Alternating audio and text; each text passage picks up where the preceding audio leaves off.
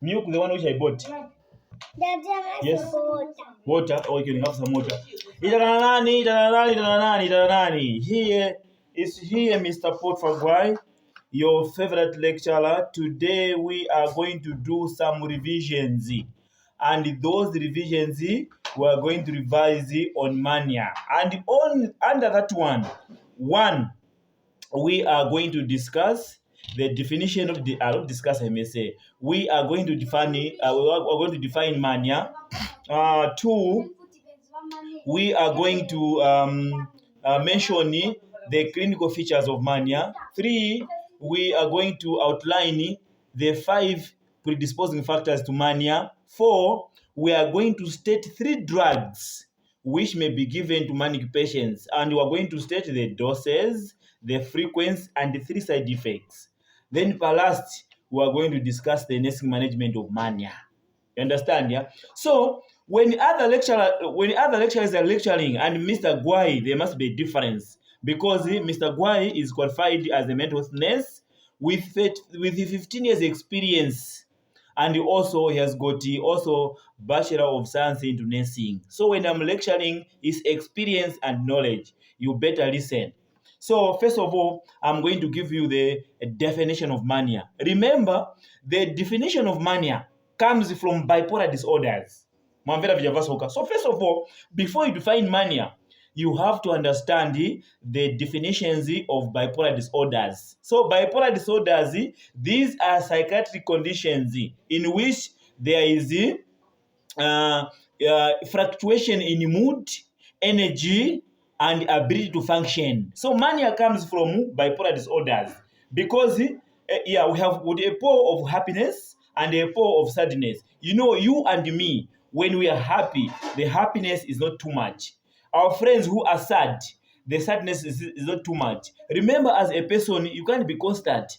It fluctuates. Today you have got money, you're happy. Tomorrow you're broke, you are sad, just like that. So like us, the fluctuation is normal. But for our friends who have got a mental disorder called a bipolar disorder, the sadness is too much and the happiness is too much. So now, if you understand the concepts of bipolar, let me first now give you the proper definition of mania basing on understanding and experience. So you say mania, when you are defining a mental health condition, you say what it is. From after what it is, you also say the features or the signs or the symptoms which are in that condition, and also duration. So for the sake of hammering 5 marks into exam, you are supposed to define mania like this. Mania, it is a bipolar disorder characterized by euphoria, pressure of speech, hyperactivity for the duration of at least 7 days, and the patient requires admission. That is a 5-mark definition.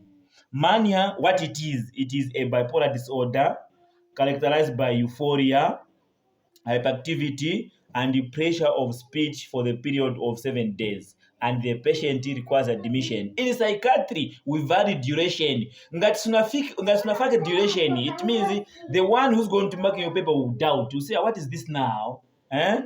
What is this now? So duration in psychiatry, should never forget about it. My student na papa tapamei apa. Please never should you forget about the duration. Yes. Then from there, after definition, we can come to the clinical features of mania. How does a patient who has got a mania can present to the hospital? 1, they will present with pressure of speech, meaning that they will be talking, the rate of speech will be increased in both quantity and quality. So the patient will be talking on top of his voice. 2, they will have the regions of grandiosity. They will be exaggerated of self-importance. They will think they are Jesus Christ. They will think they are queens of England. That is number 2. Number 3, there will also be impulsivity. They will be doing things without thinking. Sometimes this manic patient can just go to the shop and spend heavily without thinking. Yes. Number 4, there will be decreased need for sleep. This client with mania will sleep little, but will have a lot of energy, no fatigue. Then number 5, there will be also there will be also lack of insight. A lot of mania won't be aware what is happening. So when you incite like that, it means you are stating there are 5 marks there, 25 marks there are free. From there, you also be asked to outline the 5 predisposing factors to mania. Remember, when we are discussing about the predisposing factors to the causing of mental illness in the first lecture in Unit 1, most of the times we say causes of mental illness are not known, but you only have the contributing factors, the predisposing factors which can put you at the risk of developing mania. So we're going to discuss 5. 1, we are going, I may say, for the sake of knowledge, I will say most of the times when we are discussing the factors which contribute to the cause of mental illness, we use what we call biopsychosocial model. Under that, we've got the biological, psychological, and social factors. So when the question comes during the exams, they will ask you to outline 5 predisposing factors to mania. It means it's open. So here, I'm going to give you a lot of answers. So as a student, it's up to you. You choose which one to be putting. Yes. So today, I will discuss the biological factors. And under biological, I may say, most of the times, like you're making noise, most of the times, we use the biopsychosocial model, the biological, psychological, and social factors. So today I'll start with the biological factors. So under biological factors, you are going to discuss genetics. You say, if a person has got mania, you understand, yeah? It means the chances of having another manic patient in that family, they are quite high, meaning that you can inherit the genetics of mania from a relative. And people have studied the monozygote twins or the identical twins, where they will say if one twin has got mania, it means the chances of another twin having mania is over 50%. Let me first have some sips. I'm feeling dehydrated. Yeah. Yes. So under biological, we are talking about genetics, and so far we have talked about the monozygote twin. Also, the first degree family, if your father and mother, they are mentally disturbed, they have got mania, it means the chances of you having mania, they are almost 20%. Mind you, it's not a must that when your father and mother, they have got mania, you also have mania. No. But the chances are just likely to be increased. You understand, yeah? So that is under genetics. That is one point. And there, if you have written like that, it means you would have hammered 5 marks. Then after discussing the biological and that genetics, we can also look at the biochemical changes.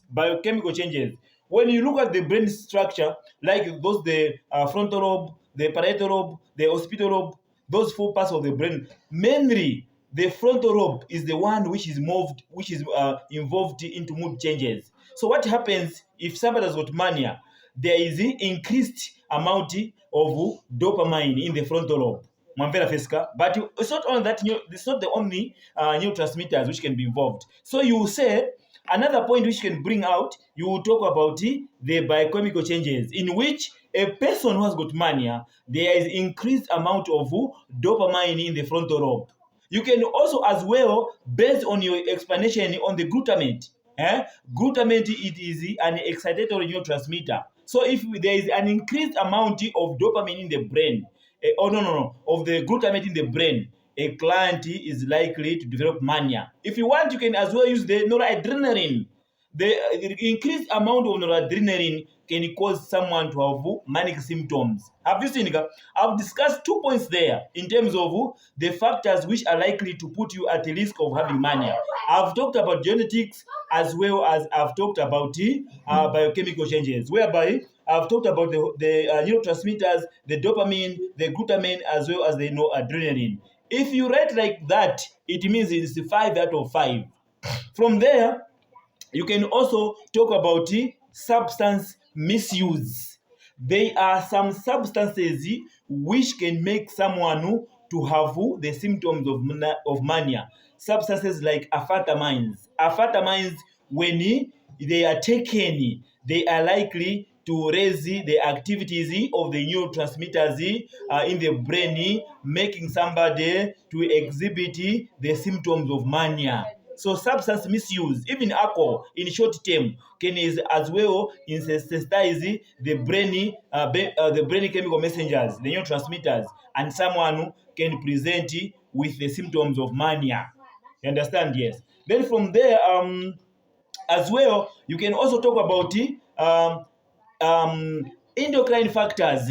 Endocrine factors, yes, because when somebody's endocrine system, I'm sure for those who have done the physiology and the anatomy, the endocrine system deals with the hormones. So most of the times, when you talk about endocrine factors, and then if there is any disturbances in the hormones, they can as well cause somebody to have the symptoms of mania. E.g., when a pregnant woman has given birth, those can present with mood disorders in that after giving birth. Yes, so they can as well have the symptoms of mania due to mood changes. Remember, after somebody has given birth, we have got three conditions. There's maternal blues, puerperal psychosis, and puerperal depression. So a lot of women, over 75%, they can have mood disorders after giving birth, and that can be caused by due to hormonal changes.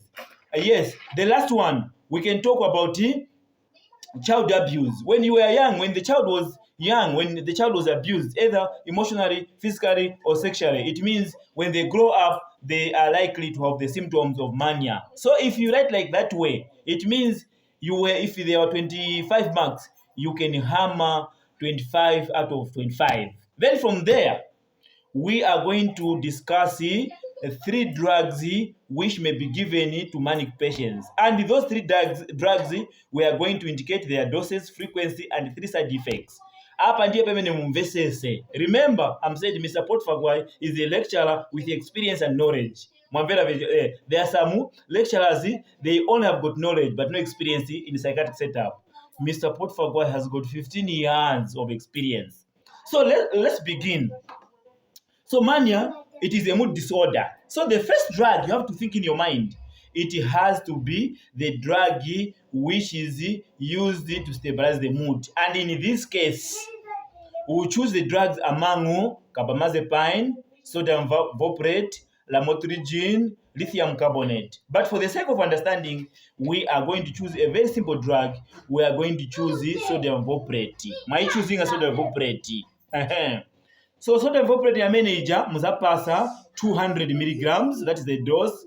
Usually, most of the psychiatric conditions, we give them for at least 2 weeks for us to see the recovery. Mapasa 2 weeks. Yes. Frequency, mungapasa BD. Some other doctors, clinicians, they will put TDS depending on how experienced they are. Mwavera feska. So mukapasa ya mene sodium valproate muzalemba. The mode of action usually in psychiatry is overlooked. So sodium valproate muzalemba, indication muzalemba. No, this drug is indicated in epilepsy. When somebody has got epilepsy, they can as well be given sodium valproate, and also they can be given in mania. Yes. Side effects: it is going to cause weight gain.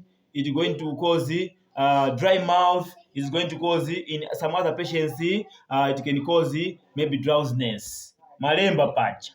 Nishma series a drug. Then futi ngati in case they ask about desk implication, mungalembe desk implication. No, I'll be weighing a client on 2 weeks basis to prevent obesity. Malemba part. So these drugs, we are trying to write 3 drugs which may be given to mania. Remember, it is a patient in front of us, not mania as a condition. So walemba 1, mood stabilizer, and 2, you are also going to get 1 drug from the antipsychotics medication. Muzatenga, whichever drug you can choose. It depends on how experienced you are. So in this case, we can get maybe haloperidol. Mavera feska. Why haloperidol? Because remember, in the signs of symptoms, a patient with mania can have the delusions of grandiosity, and therefore there must be drugs which is going to cater the psychotic features. So you say, I'm going to give haloperidol because some patients with mania, they have delusions of grandiosity, whereby they will believe as if they are Jesus Christ. So I mean haloperidol mzapasa depending on how severe the manic patient the condition is, mungapase ka 2.5 milligrams or D or noctase up to you, or ka 5 milligrams or D or noctase up to you for the period of at least 2 weeks. Mwamvera feska. Side effects mungapase, it can cause weight gain, and mainly since you have given haloperidol is the antipsychotic of high potent, and therefore it is bound to produce the extrapyramidal side effects. So it can produce the acute dystonia, the akathisia, the pseudopansonism, the neuroleptic malignant syndrome. Mwapasa paja so my side effects. Next implication mngakalembeko. No, I'm going to explain to the patient the possibilities of extrapyramidal side effects to enhance drug compliance, because it is these extrapyramidal side effects which hinder drug compliance of patients, because once they develop, they are so painful. So 2 drugs. Drug number 3, mukapasa haloperidol is a must, that there must be a drug which will act as an antidote, the drug which will counter the side effects, the EPS, in case there are any, because this patient has been given haloperidol. There is no way a patient with mania, you can give Lagactil, you can give haloperidol, you can give fluphenazine, as I watched one of the videos for a certain colleague. No, it's not like that in psychiatry. Upasa one mood stabilizer, one antipsychotic, and once you give one antipsychotic, it means you have to give a drug which is going to counteract the side effects. So in this case, we are going to give Ateni. So Ateni is ipasa 5 milligrams PRN or 5 days. Because mukapasa yambiri, some clients can take this Ateni and start selling somewhere. So we don't want to misuse government materials. So therefore, we'll give PRN once they develop. That's why it is advisable to avoid these antipsychotics of hypothesis. But anyway, we are poor as an African country. That's why we're still using it. But in other countries, in Kudala and Isia, so mzapasa Ateni as an antidote. Why? To counteract any side effects which might be caused by Ateni. So mzapasa Ateni 5 milligrams PRN. Mwamvera feska. Indication, it is given in Parkinsonian diseases or Parkinsonism diseases. It is given in extrapyramidal side effect being caused by antipsychotics. Mwapasa paja. Next implication, I'm going to give the patients the drugs not in bulk, for fear of them misusing the medications. Nishuma series hapo. Ndiye mwe nimangalira so next time I'll come with next management of mania. Ukalemba so ungatenge even 100 per 100 is possible. So make sure that those who are writing the exams for May and November share this video as much as you can, so that even your friends capture the information from a lecturer who is experienced as well as he has got knowledge. For your own information, I've got 15 years experience dealing with persons who are mentally disturbed. For today, it has been me support for boy.